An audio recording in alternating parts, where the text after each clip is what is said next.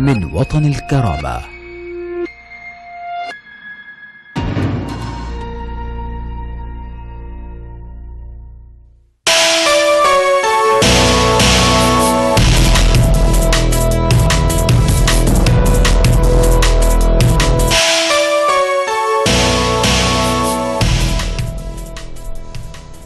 السلام عليكم. 5:30 بتوقيت القاهرة، ساعتنا الإخبارية من وطن الكرامة، ونبدأها معكم بالعناوين.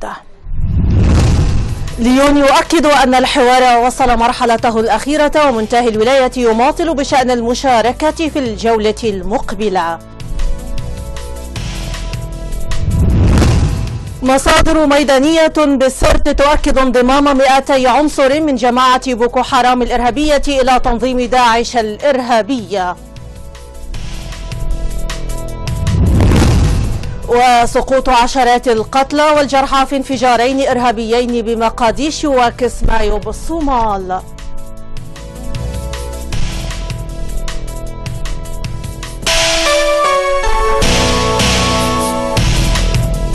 مشاهدينا مرحبا بكم وإلى تفاصيل النشرة.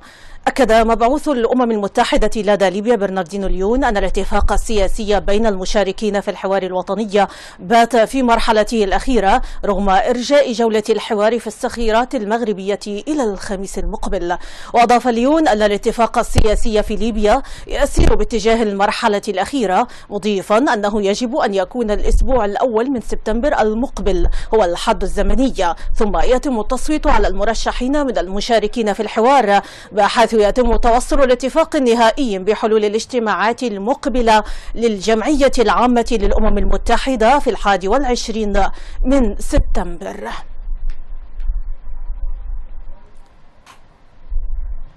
قال عضو المؤتمر المنتهية ولايته عبد القادر حويلي إن المؤتمر لم يقرر حتى الآن ما إذا كان ممثلوه سيحضرون جولة الحوار السياسي المقبلة في مدينة الصخيرات المغربية. وأضاف حويلي أن منتهي الولاية سيجتمع لبحث إمكانية المشاركة في جولة الحوار على الرغم من التحفظات على المسودة، مؤكدا أنه على الرغم من اعتراضه على عدد من بنود المسودة إلا أنه يظل متمسكا بالتوصل إلى حل سلمي للأزمة الليبية على حد زعمه.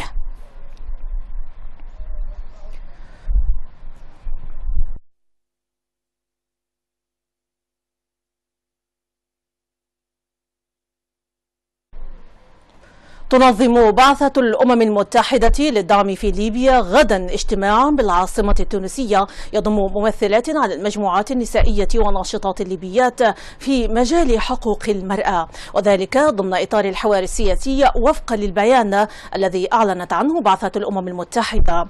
وأكد البيان أن الاجتماع يهدف لإتاحة الفرصة للنساء الليبيات من مختلف أنحاء البلاد لمناقشة دورهن في تعزيز الحل السياسي.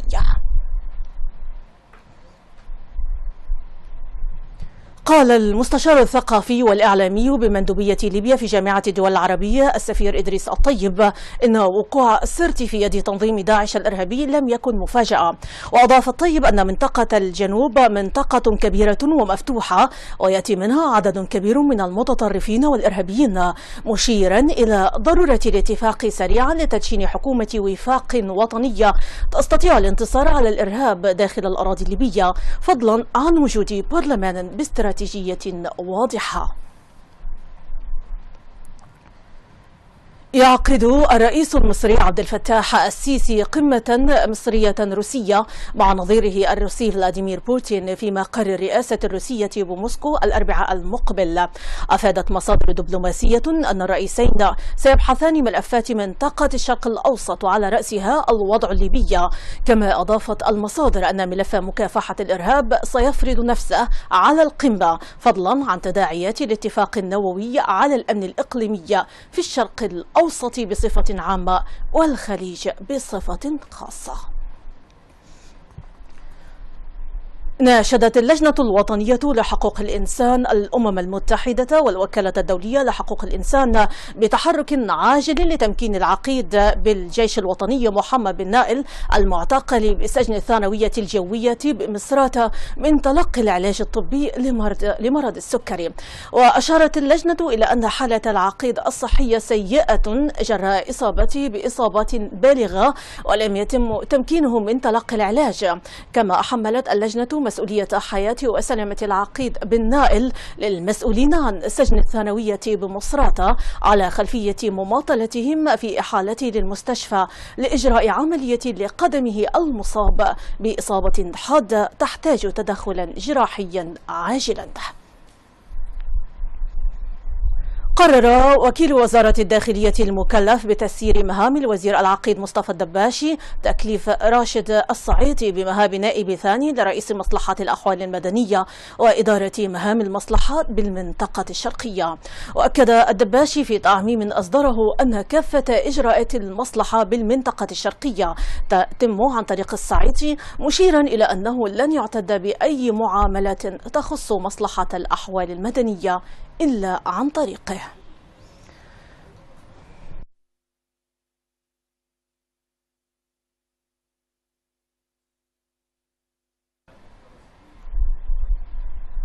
قال وزير الحكم المحلي محمد الفاروق إن لجنة الأزمة بسرت قام بإنشاء مستشفى بضواحي المدينة وزودته بالمعدات عوضا عن المشفى الذي يقبع تحت سيطرة داعش الإرهابية. كما أوضح الفاروق أن اللجنة قامت بإرسال قافلة من الأدوية والتطعيمات إلى داخل المدينة بالتنسيق مع جهات الاختصاص والتعاون مع وزارة الصحة في إرسال بعض المرضى إلى الخارج. كما أكد أن اللجنة ساهمت في إدخال الوقود وغاز الطاهية وحل مشكلة المياه. كما عملت على توفير الدقيق بعد أن عانت المدينة من نقص شديد به.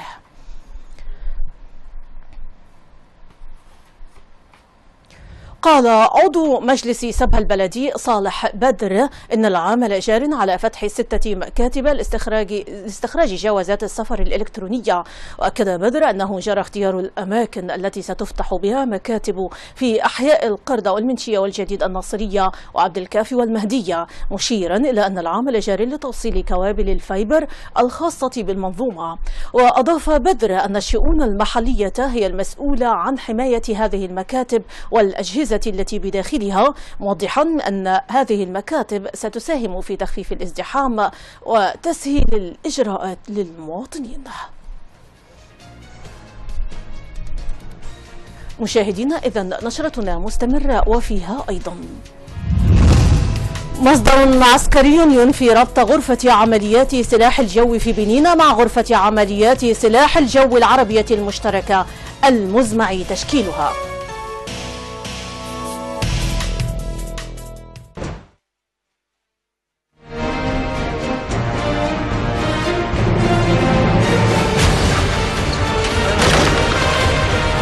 First of all, I count on the international community.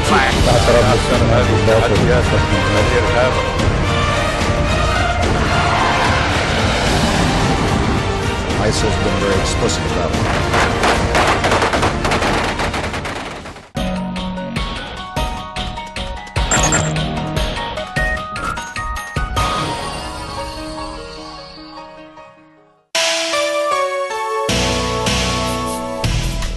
مرحبا بكم من جديد.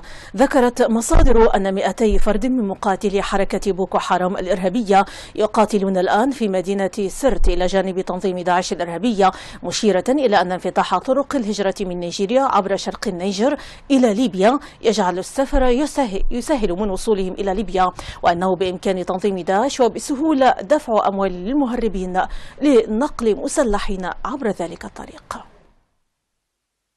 لا أدري بأي رصاصة سأقتل، ومن أين ستأتي القذيفة التي تمزق جسدي أشلاء.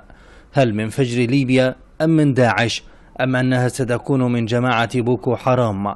لا أدري ولا أهتم، فجميعهم جماعات إرهابية تحاول قتل المواطن واغتصاب الوطن.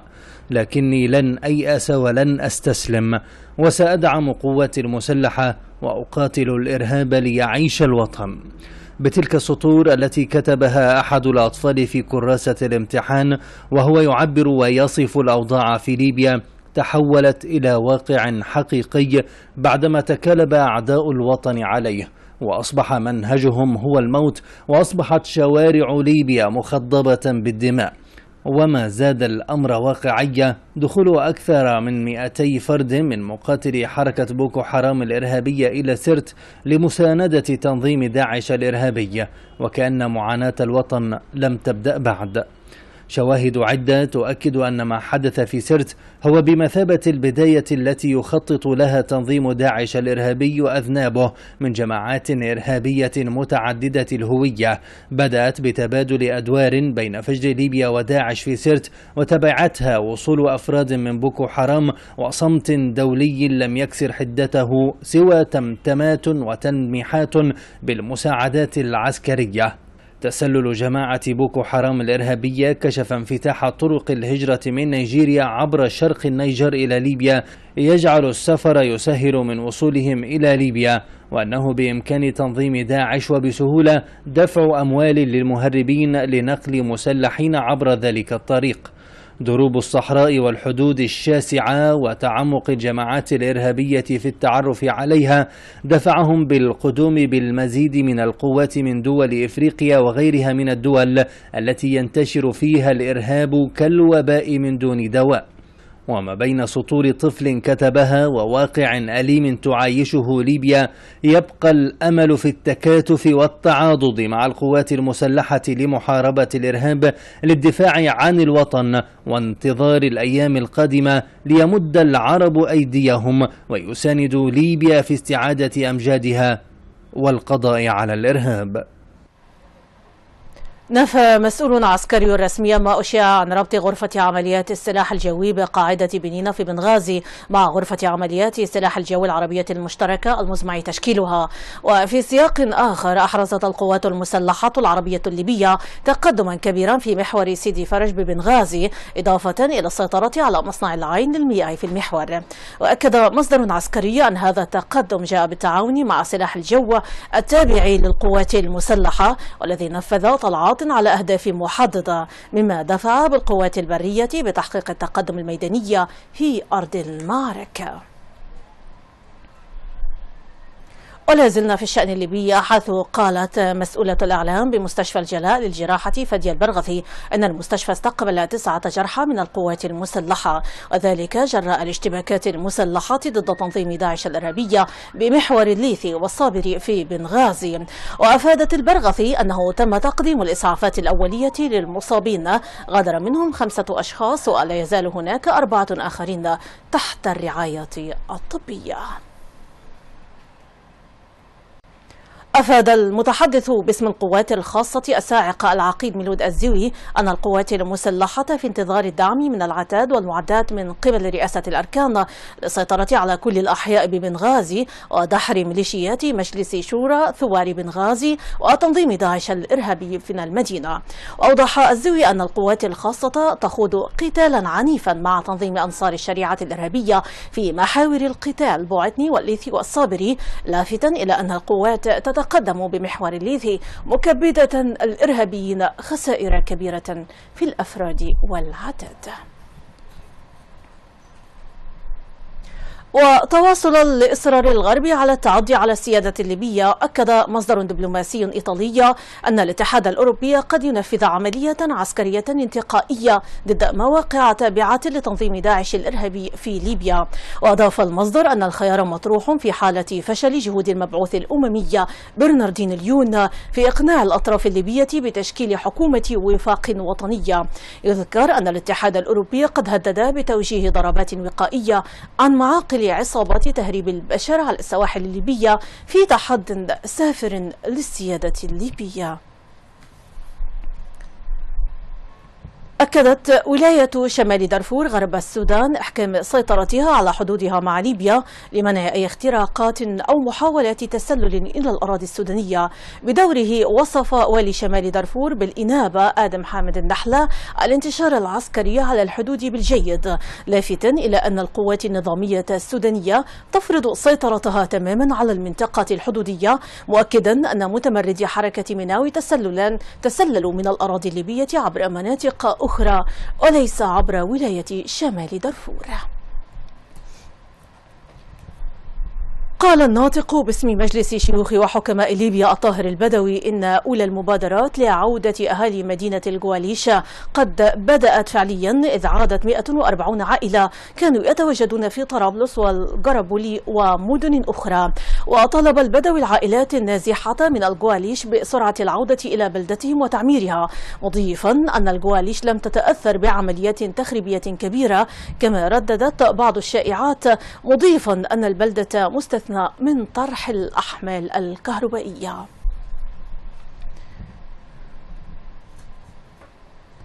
قامت الحكومة المؤقتة بتوفير مولد كهرباء لمنطقة واحة الغغبوب، وذلك لتلافي الأزمات الحادة في انقطاع التيار الكهربائي. وأكد عضو مجلس النواب الصالحين عبد النبي أنه تم التعاقد على توفير مولدين للكهرباء بقوة 250 كيلو فولت، وذلك بعد مخاطبة رئيس الحكومة. من جهته أعرب رئيس مكتب كهرباء الغغبوب عثمان جناوي عن سعادته لأهمية هذا المولد الذي سيخفف الأحمال على باقي المحركات والتي كانت تغذي المنطقة بنسبة ثلثي الاستهلاك. تمكن فريق من الفنيين بمحطة شمال بنغازي من تركيب محول 30 على 3 كيلو فولت، وبهذا سوف يتمكن مشغلو المحطة من إعادة التغذية بصورة أسرع. وقال مدير مركز تحكم 30 في الشركة العامة للكهرباء أن أزمة طرح الأحمال وما يترتب عليها من انقطاع للتيار سببها الرئيسي نقص محطات التحويل الرئيسية المغذية للمدينة، والتي تقلصت إلى محطة واحدة من أصل 5 توقف أغلبها بسبب المعارك في بنغازي، مضيفا أن ذلك يسبب عجزا كبيرا في عملية النقل إلى المحطات الفرعية. إذا نشرتنا مستمرة وفيها أيضا: تونس تفكك خلية إرهابية تستقطب شباب تونسيين للانضمام للتنظيمات الإرهابية في ليبيا.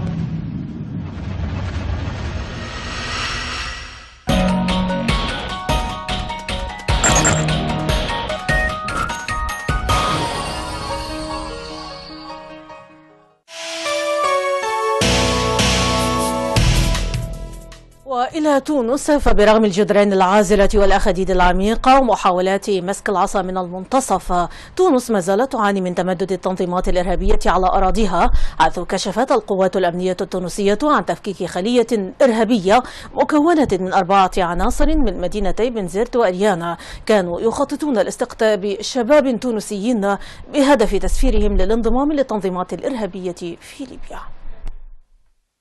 أقامت جدارا عازلا بدعوى تحصين نفسها من الإرهاب وأنه سيقيها من الإرهاب القادم، لتكتشف بعد ذلك أن الإرهاب بداخلها هو من يستحق أن يكافح.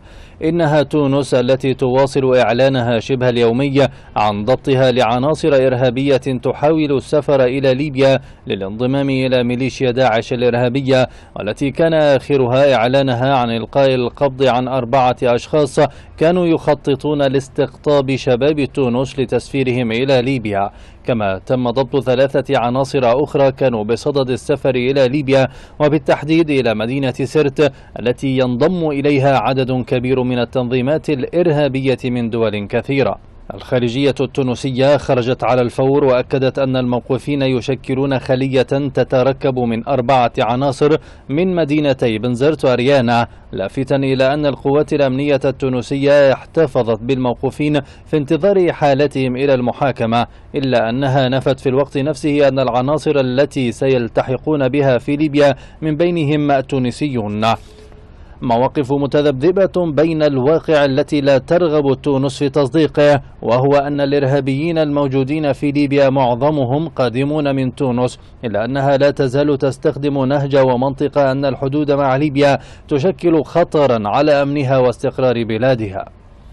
الخارجية أعلنت أيضا عن تكثيف الحملات والمداهمات لتتبع العناصر المشبوهة والخلايا النائمة التي تحاول زعزعة الاستقرار في البلاد أو التسلل إلى دول يتخللها الإرهاب، وذلك بالتنسيق مع النيابة العمومية. كما قررت وضع مخطط استثنائي لزيادة تأمين المناطق الواقعة قرب الحدود مع ليبيا لمنع وصول أيادي الإرهاب إليها، وكذلك نشر وحدات مسلحة على طول الحدود في محاولة منها لوقف هذا التهديد الذي ينبت ويكبر في الداخل التونسي، ومن ثم يحاول الخروج للبحث عن مأوى يسكن فيه. أكدت مصادر أمنية بشمال محافظة سيناء المصرية استهداف قوات الأمن لأحد المطلوبين للسلطات الأمنية وضبط 3 إرهابيين آخرين اشتبهوا بانتمائهم لجماعة أنصار بيت المقدس الإرهابية. وأوضحت المصادر أن العملية تمت بعد حملات نفذتها قوات من الجيش المصري في مدينة الشيخ زويد شمال سيناء، حيث تنشط الجماعة التي بايعت تنظيم داعش الإرهابية. على صعيد آخر، أحبطت القوات المصرية هجوما كان يستهدف تفجير عبوة ناسفة في مدرعة للشرطة في مدينة العريشة. وإلى الصومال، حيث سقط عشرات القتلى والمصابين في هجومين انتحاريين منفصلين بسيارتين ملغومتين في مقديشو وكسمايو بالصومال بحسب الشرطة الصومالية ومصادر عسكرية. الصومال، ومن أين نبدأ؟ الصومال التي باتت هي الأخرى ضمن الدول التي تعاني من الإرهاب بعدما ظهرت بها حركة الشباب الإرهابية، والتي ما إن ظهرت حتى تخضبت دماء مقديشو بدماء الأبرياء في ظل الهجمات الإرهابية، والتي كان آخرها هجومين انتحاريين منفصلين وقع أحدهما بالعاصمة والآخر بقاعدة تدريب عسكرية بميناء كيسمايو، وأسفر عن سقوط 21 قتيلا على الأقل. ووقع انفجار العاصمة في تقاطع طرق مزدحم، وقال متحدث باسم وزارة الداخلية إن 5 من المدنيين على الأقل سقطوا في هذا الانفجار وأصيب 7، فيما قال مسؤولون عسكريون إن الهجوم على جامعة كيسمايو التي تستخدم كقاعدة لتدريب قوات حكومية تم تنفيذه بينما كان الطلاب يصطفون استعدادا للتدريب، ما أسفر عن مقتل 16 من الجنود الصوماليين وإصابة 21 آخرين. وخرجت علينا حركة الشباب الإرهابية لتضيف الهجومين في صحيفة جرائمها النكراء، وفقدت حركة الشباب سيطرة على معظم ما حازته من أراضٍ لصالح قوات من الاتحاد الأفريقي خلال السنوات القليلة الماضية، لكنها صعدت هجماتها في مقديشو وأماكن أخرى. وإلى الأراضي المحتلة، حيث منع قوات الاحتلال الصهيوني 20 سيدة من دخول المسجد الأقصى، مشددة إجراءاتها على بوابة المسجد، في حين أمنت الحماية للمستوطنين اليهود خلال اقتحامهم المتجدد المسجد من باب المغاربة. وأفادت مصادر أن أفرادا من الوحدات الخاصة في الشرطة الصهيونية نصبت متاريس حديدية بالقرب من بوابات المسجد الأقصى، وأغلقت المسجد أمام النساء بحجة مشاركتهن في التصدي لاقتحامات المستوطنين. أصيب عدد من الفلسطينيين بالاختناق خلال مواجهات اندلعت مع قوات الاحتلال الصهيونية بعدما استخدمت الأخيرة الغاز المسيل للدموع في منطقتي عصيدة وصافة في بلدة بيت آمر بمحافظة الخليل جنوب الضفة الغربية المحتلة. نحن قوم لا يعرف لنا اليأس مدخلا، ونحن من نحمل أرواحنا على أكفنا، فوالله لن نصمت حتى ننال إحدى الحسنيين، إما الشهادة أو تحريرك يا قدس. بتلك الوتيرة الغاضبة يتحدى أبناء فلسطين الأبية قوات الاحتلال الصهيوني التي أنهكها الصراع في فلسطين، فباتت تقتل وتعتقل وتسحل وتسجن وتشتبك وتفعل ما تشاء وقت ما تشاء من دون أن يسألها أحد لماذا وكيف ويوجه لها أي اتهام. فصل جديد من انتهاك حقوق الفلسطينيين مارسته قوات الاحتلال باستخدام أسلحتها وعتادها في مواجهة كفوف بيضاء لا تستطيع سوى أن تحمل حجارة تلقيها أملا أن تكون عصفا مأكولا يبيدهم. ففي خلال مواجهات اندلعت مع قوات الاحتلال الصهيوني استخدمت فيها القوات الغاز المسيل للدموع، أصيب عدد من الفلسطينيين بالاختناق في منطقتي عصيدة وصافة في بلدة بيت أمر بمحافظة الخليل جنوب الضفة الغربية المحتلة. محاولات استفزازية يتعمدها الكيان المحتل يوميا للتنكيل بالفلسطينيين، حيث نصب جنود الاحتلال الصهيوني حواجز عسكرية في المنطقتين، فيما أطلق جنود الاحتلال الغاز المسيل للدموع والقنابل الصوتية لترويع الأبرياء. ساعات مضت على ذكرى إحراق المسجد الأقصى، وساعات مضت على تجدد الاشتباكات، وساعات تمضي أبطأ على الأسير الفلسطيني محمد علام الذي دخل في حالة احتضار في اليوم 62 من إضرابه عن الحياة في سجون الاحتلال حتى الموت. وما بين تلك الساعات الطويلة دقائق قصيرة يقضيها العرب يفكرون في القضية الفلسطينية، وسنوات بطول القرون تمضي على الفلسطينيين في معاناة من جرائم الاحتلال الصهيوني ومقاومة بطعم الموت في رحلة البحث عن حياة جديدة للقدس من دون تدنيس الصهاينة. أصيب 30 مدنيا جراء مواجهات اندلع بين قوات الأمن اللبنانية ومحتجين خرجوا في تظاهرات ضد الحكومة للمطالبة بمعالجة أزمة النفايات المتراكمة في العاصمة اللبنانية بيروت منذ أكثر من شهر. النسيم الثائر يجتاح بيروت لتعلو الأصوات مطالبة بإسقاط النظام، فقد شهدت شوارع العاصمة اللبنانية بيروت سقوط 50 جريحا جراء اشتباكات بين قوات الأمن ومحتجين يطالبون باستقالة الحكومة بسبب سوء تعاملها مع أزمة تسببت في تراكم القمامة في الشوارع لأسابيع. الشرطة اللبنانية أطلقت الغاز المسيل للدموع واستعملت مدافع المياه وأطلقت أعيرة نارية في الهواء لتفريق آلاف المحتجين، وقامت بإغلاق وسط العاصمة وطوقت البرلمان والمباني الحكومية لإحباط أكبر احتجاج في الأشهر الأخيرة ضد السلطات. تضاربت الأحداث مع تصريحات وزير الداخلية اللبناني نهاد المشنوق الذي صرح بمطالبته لقوى الأمن بعدم إطلاق الرصاص المطاطي أو الحي، والتي أتبعها قائلا إن القوات الأمنية استجابت لأوامره بالفعل. فيما قالت الشرطة إن أفرادا من قوات الأمن بين المصابين، وإنها أفرجت عن المحتجين الذين ألقي القبض عليهم خلال الاشتباكات بعد رشقهم الشرطة بالحجارة أثناء محاولتهم اقتحام منطقة أمنية شديدة الحراسة حول مقر الحكومة. وتراكمت القمامة في العاصمة اللبنانية الشهر الماضي بعد أن فشل الساسة المتصارعون في الاتفاق على مكان التخلص من النفايات، وتم حل الأزمة مؤقتا عندما أزيلت القمامة، لكن المشاحنات داخل الحكومة استمرت حول اسم الشركة التي ستفوز بالتعاقد الجديد، ما جعل المعارضين يتهمون الحكومة بالفساد.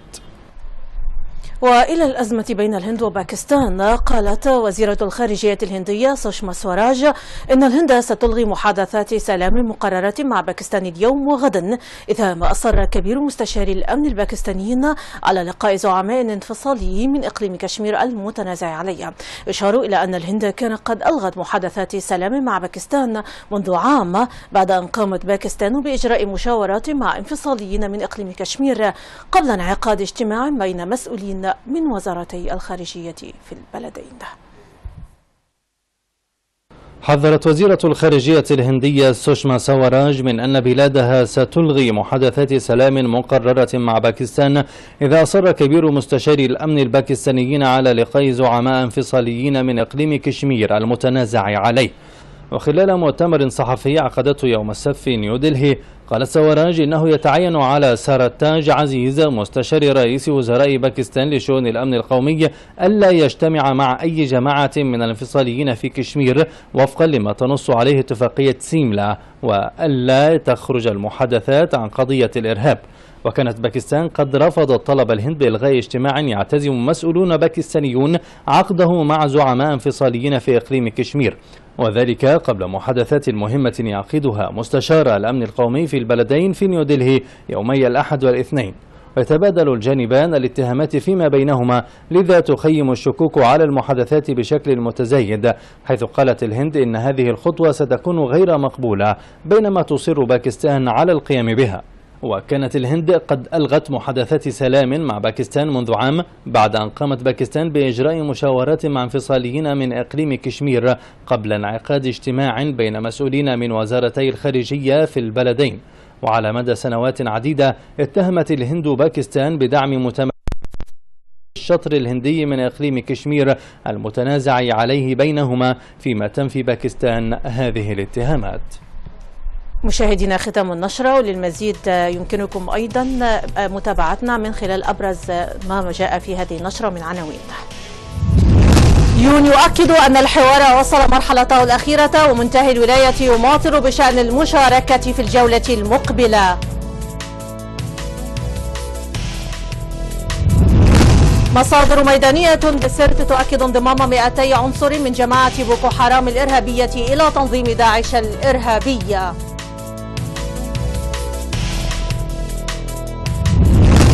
وأخيرا سقوط عشرات القتلى والجرحى في انفجارين إرهابيين بمقاديش وكسمايو بالصومال.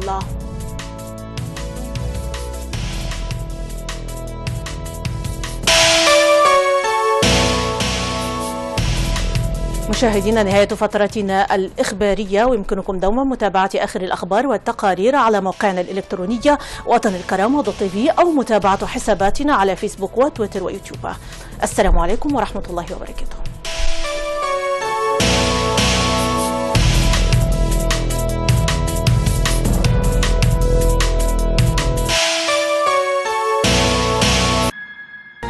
التالي الهمة يا شباب.